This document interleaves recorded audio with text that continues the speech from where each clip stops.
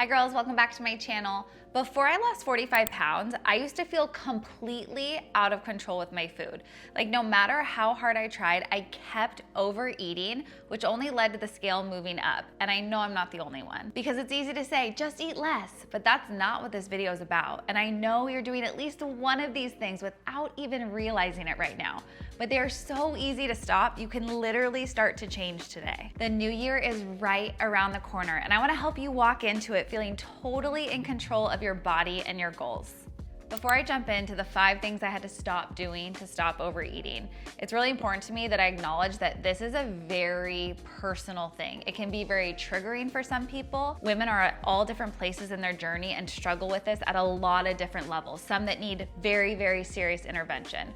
I'm just sharing from my perspective, my story, and the very practical things I did that worked for me and I know can work for so many of you. I know how emotional this can be, how emotionally tied we can be to food, and I'm gonna talk about that because it's definitely something I dealt with. But there are also just some things that we can do super simple that will actually change the biology and how our body functions and change the way we think about the food to help make it less emotional. So really fast, make sure you're subscribed to my channel, give this video a like, and be sure to turn on your notifications. It's just that little bell.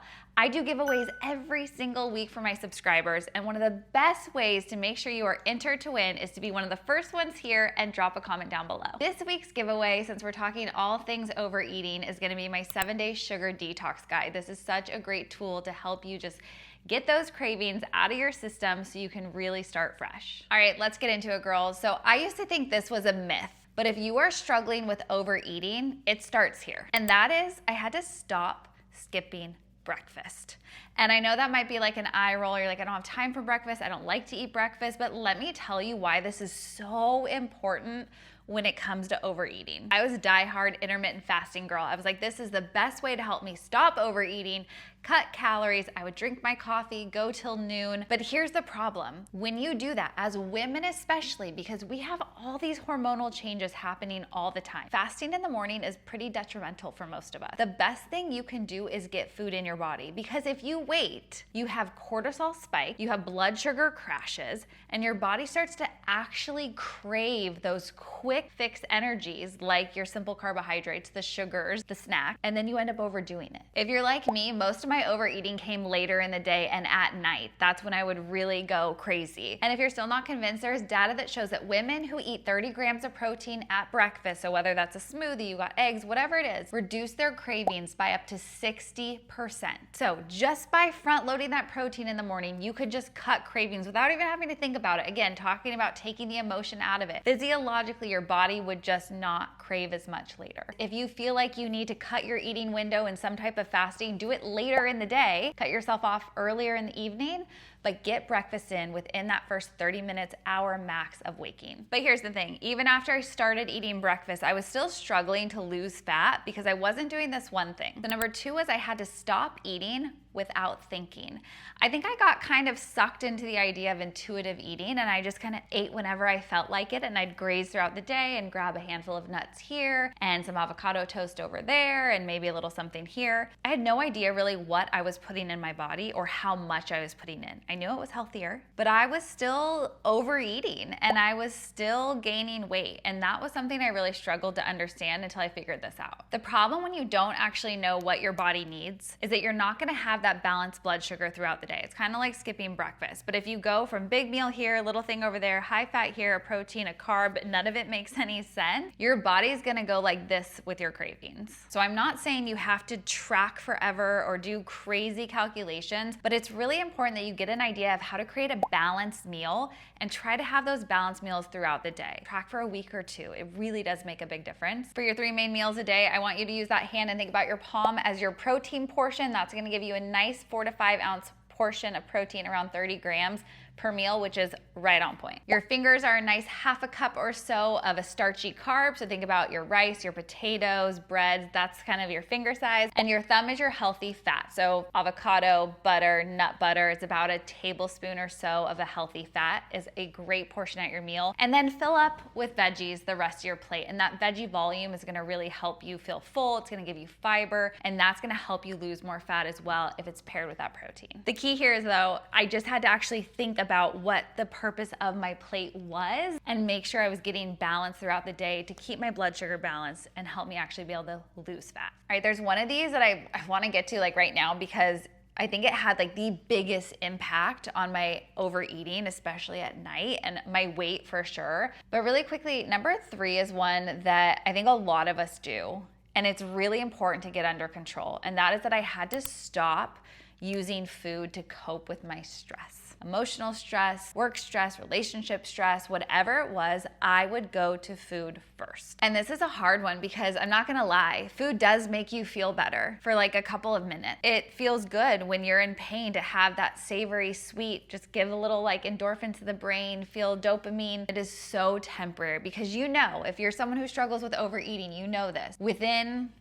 an hour, 2 hours, if you're lucky, not until the next morning, you start to feel that guilt, power, like pressure. It's crazy. And you know why. Your body wasn't hungry. Your body was anxious. It was looking for relief. It was looking for comfort. And I had to really realize that I deserve better and I could control this. The only one that has power over you is you. You're making that choice. I was making that choice time and time again to go there, but I knew better and I had to change my choice. So instead of letting those things, the food and the drinks and stuff, be my comfort in those stressful situations, I chose other things. I didn't like it at first. It's not like I just magically one day was like, oh, I'm gonna go for a walk instead of having a pint of ice cream. I just said, that's what I'm gonna do. If you can find a new way to manage that stress, you can reduce your emotional eating by up to 40%. So write a list. Give yourself like 20 things so you don't have an excuse that are simple, easy go-tos that you can swap whenever those cravings hit, whenever you wanna go open the cabinet when you're feeling stressed out. So one of the things that's really helped me the most with that is writing. So writing down my goals, writing down reflections from the day,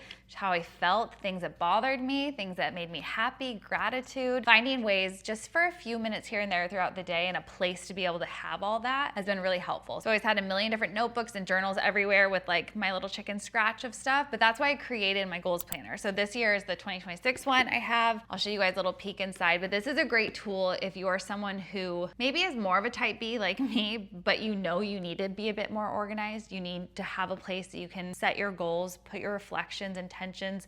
It goes through and helps you figure out how to even do that. And then in the back, there's resources and fun pages that have things like crossword puzzles, de-stress masks, like different things to do for skincare. And you might feel like it's silly to go from talking about like overeating to setting goals and having a planner. But to me, this is literally what has helped when it comes to the stress management side of things and being able to feel confident and in control. And that goes into every part of my life. So anyway, if you don't have yours yet, I'll link it down below. We just launched them. They're almost sold out, but I think there's still a few in there for you girls. So definitely check that out. But let's go into the next one because this is something, like I said, I struggled with the most. And I think a lot of us girls are on the same page. You know that moment where you say, I'm just gonna have a couple of chips, and then it turns into the whole basket? Yes, this is why. That was me. I was the girl, our table would clear like 3 baskets of chips before dinner ever came. But I had to stop going to dinner hungry. And I know you might hear that and be like, isn't the point of going to dinner or making dinner because you're hungry? Yes, but if you have an overeating problem like I did, it's really hard to control and it's hard for your brain and your body to get on the same page. By the time it all catches up, it's kind of too late. And that's what I found for myself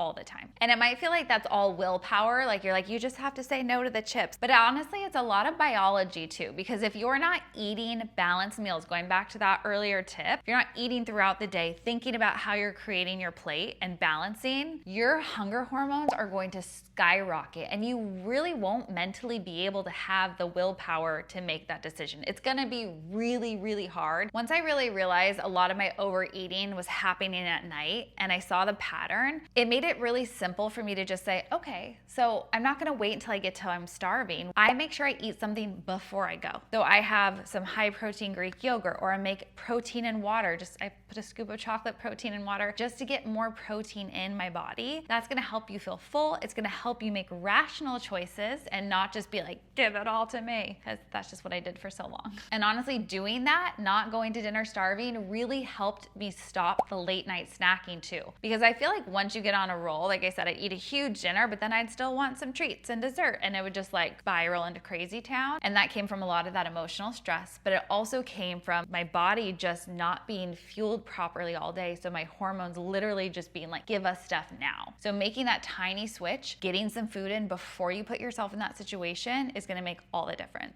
All of these are really easy switches you can flip on, but this last one truly made such a huge difference in not only my ability to stop overeating, to finally lose fat, but to maintain it for all these years. So number 5 is I stopped starting over every Monday or every new year. I used to always wait and just say, oh, well, I'd be really healthy, I'd mess up, I ate some bad food, right? Where I tying all these emotional words to it, and then I'd be like, oh, whatever, I'll just like catch back up and start over next Monday. And that's what most of us do. The problem with that though is it's this very all or nothing mentality, and it doesn't really teach us how to create real balance and how to create a lifestyle that's sustainable beyond maybe a certain time frame of a diet or a workout program that we're following. And when I stopped thinking this way, I was able to actually do that. That all or nothing mindset where I was like, okay, I'm either doing really good or I totally messed up, just triggered a ton of guilt for me. It just made me restrict things even harder and then overdo it even more. Like 2 extremes. There was no healthy middle ground, and I didn't really even believe that existed. Honestly, I had to just stop punishing myself for being human and realize like one bad choice or one choice that didn't align with my goals or what I was trying to do didn't mean I was a bad person. It didn't mean I was incapable. It didn't mean I had no willpower. I was just human, and that happens. But it also didn't mean I had to wait until the next day or the next week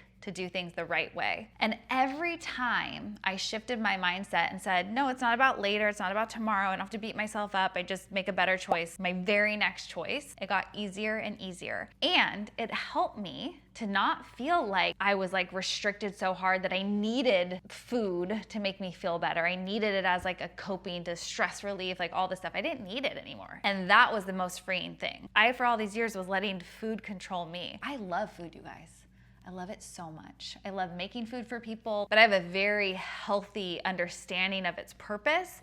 I enjoy it. I had a lot of overeating issues, and this is the stuff that actually helped me stop it. And it seems so simple, I know, because it actually is simple. We overcomplicate this stuff too often and give it too much power, but you are the one with the power. You deserve to take back control, and you can do that with a simple choice. So real quick to recap the 5 things I stopped doing that helped me stop overeating and finally lose fat without feeling restricted. I stopped skipping breakfast. Number 2, I stopped eating without thinking. Number 3, I stopped using food to cope with stress. This is a big one. It's a big one, I know. So let's take some time, work through that one. Number 4, I stopped going to dinner starving. Get that protein in first. I promise it will make a huge difference for those late night cravings and overeating. And number 5, I stopped starting over every Monday. You gotta let go of that all or nothing mindset. You are so much more than that. It's not black or white.